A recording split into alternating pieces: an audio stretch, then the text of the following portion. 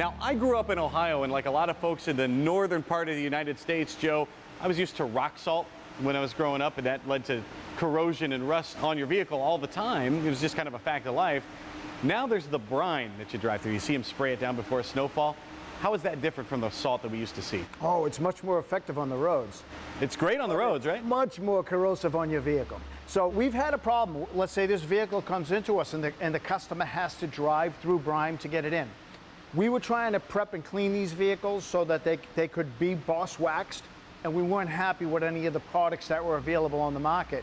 And like so many of our products, what we did was turn to our chemist and said, hey, listen, we need to break down that sticky additive that they put in road brine to be able to effectively clean this vehicle and have a good surface to bond the wax to. And so we now developed our salt brine eliminator, and we use them on our own vehicles when they come in if they've driven through the brine. We also sell it to you as a consumer to use just to maintain your own vehicle.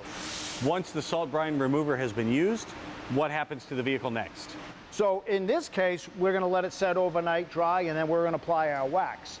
In your case, you simply spray it with the foam applicator, rinse it off, and you've removed all of those contaminants, which a car wash doesn't do. Car washes, in many cases, are going to recycle their water.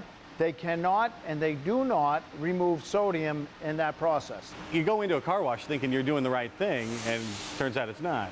You're pushing that salt water back up into the body cavities, and it's detrimental. It's actually counterproductive. How often does the oil need to be reapplied to the vehicle? The oil should be reapplied on an annual basis, and you should avoid high-pressure undercarriage washes. Go in and have the shell wash, but you don't need to do anything underneath. Let the oil do its job. Well, just like you get your oil changed, just like you change your transmission fluid, all that stuff, you can also change the oil underneath your car. It'll protect it from rust.